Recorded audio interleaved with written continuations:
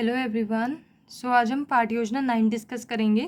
जब भी हम कोई पाठ योजना बनाते हैं तो उसमें कुछ जनरल इन्फॉर्मेशन फिल करते हैं, जैसे कि विषय हमारा गणित है, प्रकरण आज हमने घन लिया है और ये कक्षा 8वीं का प्रकरण है। दिनांक और कालांश आप वही फिल करेंगे जिस भी दिनांक में आप बच्चों को ये पाठ योजना पढ़ा रहे हों। फिर आते हैं हमारे कुछ सामान्य उद्देश्य। तो जो हमारे सामान्य उद्देश्य हैं वो सब्जेक्ट ओरिएंटेड होते हैं, यानी कि बच्चों को हम सब्जेक्ट यानी कि विषय गणित पढ़ा रहे हैं तो गणित पढ़ाने के हमारे क्या उद्देश्य होने चाहिए। तो छात्राओं में गणितीय गतिविधियों को आधार बनाकर नैतिकता, मूल्यों व दृष्टिकोणों को विकसित करना। अगर बच्चे गणित को पढ़ेंगे, उसे समझेंगे तो वो अपनी समस्याओं का समाधान कर सकेंगे, उनमें ये विकसित होगा। छात्राओं में गणितीय ज्ञान का उपयोग करके अपने जीवन में सुधार लाने की क्षमता व योग्यता को विकसित करना। तो ये जितने भी हमारे विषय से संबंधित उद्देश्य होते हैं ये सभी हमारे सामान्य उद्देश्य में आते हैं। फिर आते हैं हमारे विशिष्ट उद्देश्य। तो जो हमारे विशिष्ट उद्देश्य हैं वो टॉपिक ओरिएंटेड होते हैं, यानी कि टॉपिक अगर हम प्रकरण बच्चों को घन पढ़ा रहे हैं तो घन पढ़ाने के हमारे क्या उद्देश्य होने चाहिए। तो छात्राएं घन से संबंधित ज्ञान प्राप्त कर सकेंगी, छात्राएं घन के आयतन के विषय में ज्ञान जान सकेंगी, छात्राएं घन से संबंधित समस्याओं को हल कर सकेंगी। फिर आती है हमारी सहायक सामग्री। तो जो हमारी सहायक सामग्री होती है वो छात्र अध्यापिका उसकी मदद से बच्चों को अपना पाठ योजना समझाती हैं। तो चार्ट, चौक, डस्टर, रोलर बोर्ड, सांकेतिक आदि। उसके बाद आता है पूर्व ज्ञान। तो छात्राएं घन के विषय में सामान्य जानकारी रखती हैं। फिर आते हैं हमारे प्रस्तावना प्रश्न। तो जो हमारे प्रस्तावना प्रश्न होते हैं वो कोई भी प्रकरण पढ़ाने से पहले पूछे जाते हैं। तो इनका जो पूछने का मेन एम होता है वो ये होता है कि बच्चों को अच्छे से जो प्रकरण है वो समझ में आ जाए और उससे पहले वो उनका इंटरेस्ट डेवलप कर दें जो भी वो प्रकरण पढ़ाने जा रही हैं। तो इनकी जो संख्या होती है वो 4 से 5 होती है और इन्हें बनाने का एक जिगजैग पैटर्न फॉलो होता है, यानी कि जो प्रश्न पहले का उत्तर है वही उससे ही संबंधित हमें फिर दूसरा प्रश्न पूछना है, फिर जो उसका उत्तर आएगा उससे संबंधित हमें तीसरा, और ऐसे करते करते हम उन्हें अपने लास्ट टॉपिक तक यानी कि प्रकरण तक ले आएंगे। तो इसमें 2 कॉलम बनेंगे, तो छात्र अध्यापिका क्रियाएँ और दूसरा छात्र क्रियाएँ। तो प्रश्न पहला है कुछ इंडोर खेलों के नाम बताइए। तो बच्चे आराम से बता देंगे, कैरम बोर्ड, लूडो, शतरंज आदि। उसके बाद है लूडो में इस्तेमाल की जाने वाली वस्तुएं क्या हैं। तो लूडो बोर्ड है, पासा आदि। उसके बाद प्रश्न तीसरा, पासे का आकार कैसा होता है। तो बच्चे आराम से बता देंगे, घनीय, यानी कि घन जैसा होता है। तो प्रश्न चौथा, घन से आप क्या समझते हैं। तो ये आ जाएगा हमारा संभावित उत्तर। तो जब भी हमारा संभावित उत्तर आ जाए तो उसके बाद छात्र अध्यापिका उद्देश्य कथन बोल देंगी, छात्राओं आज हम घन के विषय में विस्तृत अध्ययन करेंगे। फिर हमें कुछ शिक्षण बिंदु लेने होते हैं जब भी हम कोई पाठ्य योजना पढ़ाते हैं। तो इसमें हमारे 3 शिक्षण बिंदु हैं। तो हमने पहला लिया है घन। तो अपेक्षित व्यावहारिक उद्देश्य, छात्राएं घन के विषय में ज्ञान प्राप्त कर सकेंगी। उसके बाद जो शिक्षण अधिगम अनुभव है उसमें सबसे पहले छात्र अध्यापिका क्रियाएं में छात्र अध्यापिका विकासात्मक प्रश्न पूछेंगी। उसके बाद जो कॉलम बनेगा वो बनेगा छात्र क्रियाएं का, जिसमें छात्राओं के आंसर लिखे जाएंगे। फिर आएगा हमारा शिक्षण विधि या प्रविधि का कॉलम, जिसमें जो भी शिक्षण प्रविधि या विधि यूज़ कर रहे हैं छात्र अध्यापिका वो लिखी जाएगी। और सबसे आखिरी में आएगा मूल्यांकन प्रश्न का कॉलम।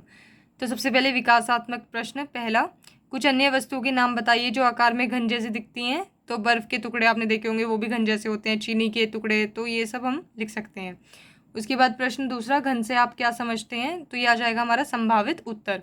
तो जब भी हमारा संभावित उत्तर आ जाए उसके बाद छात्र अध्यापिका बच्चों को बताएंगे कि घन क्या है। उसके बाद जो शिक्षण विधि या प्रविधि है ये प्रश्न उत्तर विधि है, क्योंकि यहाँ पे छात्र अध्यापिका ने विकासात्मक प्रश्न पूछे और बच्चों ने उत्तर दिए हैं, तो हम लिख देंगे यहाँ पे प्रश्न उत्तर विधि।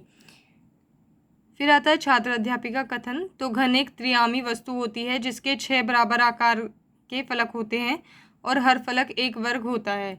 घन एक ठोस वस्तु है, इसलिए यह एक पृष्ठीय भी है और 6 फलक होने के कारण यह एक प्रकार का पृष्ठफलकी भी है। तो छात्र क्रियाएं में आएगा, छात्राएं ध्यानपूर्वक सुनेंगी, समझेंगी, व शामपट कार्य को अपनी उत्तर पुस्तिका में नोट करेंगी। उसके बाद जो शिक्षण प्रविधि या विधि है तो ये व्याख्या विधि है, क्योंकि यहाँ पे छात्र अध्यापिका ने बहुत अच्छे से व्याख्या की है जो भी उन्होंने शिक्षण बिंदु लिया था घन, तो हम यहाँ पे लिख देंगे व्याख्या विधि।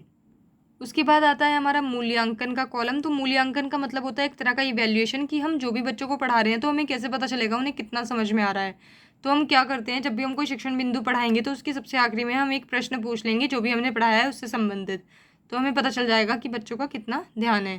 तो प्रश्न पहला है, घन के विषय में बताइए। फिर आता है हमारा दूसरा शिक्षण बिंदु जो कि है घन का आयतन। तो अपेक्षित व्यावहारिक उद्देश्य, छात्राएं घन के आयतन के विषय में ज्ञान प्राप्त कर सकेंगी। फिर आता है हमारा वही सब सेम कॉलम बनेंगे जो हमारे पहले शिक्षण बिंदु में बने थे। तो विकासात्मक प्रश्न पहला, एक घन के कितने फलक होते हैं? तो बच्चे आराम से बता देंगे, अब 6 फलक होते हैं। उसके बाद दूसरा, घन के आयतन के बारे में ज्ञात कीजिए। तो ये आ जाएगा हमारा संभावित उत्तर। तो अब संभावित उत्तर आ गया है तो मतलब बच्चे इसे नहीं बता पाएंगे, तो फिर छात्र अध्यापिका बताएंगे। अब उसके बाद जो ये शिक्षण विधि या प्रविधि है, तो ये प्रश्न उत्तर विधि है, क्योंकि यहाँ पे विकासात्मक प्रश्न पूछे गए हैं, तो हमने यहाँ पे वही लिख दी। फिर आता है हमारा छात्र अध्यापिका कथन। तो घन एक ऐसी त्रियामी आकृति को कहा जाता है जिसकी लंबाई, चौड़ाई, ऊंचाई समान होती है। घन का आयतन इक्वल्स टू भुजा गुना भुजा गुना भुजा, यानी कि भुजा का क्यूब हो जाएगा। उसके बाद जो छात्र क्रियाएं हैं उसमें हम लिखेंगे, छात्राएं ध्यानपूर्वक सुनेंगी, समझेगी, वे शाम कार्य को उत्तर पुस्तिका में नोट करेंगी। तो उसके बाद जो ये शिक्षण विधि या प्रविधि है, तो ये है व्याख्या विधि, क्योंकि यहाँ पे व्याख्या की है जो भी उन्होंने समझाया है, तो हमने यहाँ पे लिख दिया है व्याख्या विधि। फिर सबसे आखिरी में आता है मूल्यांकन का प्रश्न। तो ये है, घन का आयतन के विषय में बताइए। फिर आता है हमारा अगला शिक्षण बिंदु, जो कि है आदर्श प्रश्न। तो अपेक्षित व्यावहारिक उद्देश्य, छात्राएं घन से संबंधित प्रश्नों को हल कर सकेंगी। उसके बाद शिक्षण अधिगम, छात्राएं क्रियाएं, फिर से सेम वही कॉलम वही बनेंगे, लेकिन इस बार छात्र अध्यापिका क्रिया में छात्र अध्यापिका प्रश्न पूछेंगी, प्रश्न करके दिखाएंगी बच्चों को बोर्ड पर, जो भी घन से रिलेटेड है, यानी उसके आयतन से संबंधित पूछेंगे। तो एक घन की भुजा की लंबाई 5 सेंटीमीटर है, तो उसका आयतन ज्ञात कीजिए। तो वो करके दिखाएंगे। भुजा हमें पहले से दी है 5 सेंटीमीटर और घन का आयतन हमने अभी पढ़ा है, तो उससे हमारा आंसर आ जाएगा। उसके बाद दूसरा है, एक घन का आयतन 343 सेंटीमीटर क्यूब है, तो उसकी भुजा की लंबाई ज्ञात कीजिए। तो घन का आयतन हमें पता है, उससे हम उनकी भुजा निकाल लेंगे। फिर जो हमारी छात्र अध्यापिका क्रियाएं हैं उसमें आएगा, छात्राएं ध्यानपूर्वक सुनेंगी, समझेंगी तथा शामपट कार्य को उत्तर पुस्तिका में नोट करेंगी। उसके बाद जो शिक्षण विधि या प्रविधि है, तो ये निगमन विधि है। फिर आते हैं हमारे अभ्यास प्रश्न। तो जो अभ्यास प्रश्न होते हैं, यानी कि अगर छात्र अध्यापिका ने 2-3 प्रश्न करके दिखा दिए हैं बोर्ड पे, तो अब वो बच्चों को कुछ प्रश्न करने के लिए देंगी, तो उन्हें हम अभ्यास प्रश्न कहते हैं। तो बच्चे अपना खुद का दिमाग लगा के इन्हें करेंगे। तो छात्राएं शंकु से संबंधित प्रश्नों को हल कर सकेंगी। प्रश्न पहला, एक घन की भुजा की लंबाई 10 सेंटीमीटर है, तो उसका आयतन ज्ञात कीजिए। दूसरा, एक घन का आयतन 8000 सेंटीमीटर क्यूब है, तो उसकी भुजा की लंबाई ज्ञात कीजिए। तो फिर आएगा हमारा छात्र क्रिया में, छात्राएं ध्यानपूर्वक सुनेंगी, समझेगी तथा शामपट कार्य को उत्तर पुस्तिका में नोट करेंगी। उसके बाद जो ये हमारी शिक्षण विधि या प्रविधि है, तो ये अभ्यास कार्य विधि है, क्योंकि यहाँ पे बच्चों ने खुद से ये प्रश्न किए हैं, तो उनका अभ्यास ही हो रहा है एक तरह से, तो ये अभ्यास कार्य विधि लिख देंगे हम। फिर आते हैं हमारे पुनरावृत्ति प्रश्न। तो प्रश्न ये होते हैं हमारे कि लास्ट में जो भी छात्र अध्यापिका ने अब तक पढ़ाया है, तो वो उनका एक रिवीजन कराती है किसी फिलअप या ट्रू फॉल्स की फॉर्म में, या कोई छोटे क्वेश्चन पूछकर। तो उससे क्या होता है कि जितने भी शिक्षण बिंदु पढ़ाए हैं ये हमें उनमें से पूछना होता है, तो हम बच्चों का रिवीजन करा सकते हैं। तो प्रश्न पहला है, एक घन के डैश फलक होते हैं, तो ये बच्चे बताएंगे कि कितने फलक होते हैं। प्रश्न दूसरा, घन के 6 फलक होने के कारण यह एक तरह की पृष्ठफल की भी है, तो इसमें बताना है सही या गलत। फिर प्रश्न तीसरा है, घन का आयतन डैश। तो इस तरह से हम बच्चों का रिवीजन करा सकते हैं। उसके बाद सबसे आखिरी में और सबसे ज़रूरी है गृह कार्य। तो ये छात्र अध्यापिका को हमेशा देना होता है गृह कार्य, और अगले दिन आके चेक भी करना होता है। तो प्रश्न पहला है, घन को परिभाषित कीजिए। दूसरा, एक घन की भुजा की लंबाई 14 सेंटीमीटर है, तो उसका आयतन ज्ञात कीजिए। तो यहाँ पे आके हमारी पाठ्य योजना खत्म होती है। अगर आपको ये पाठ्य योजना पसंद आई हो, then please like, share and subscribe the channel. Thank you.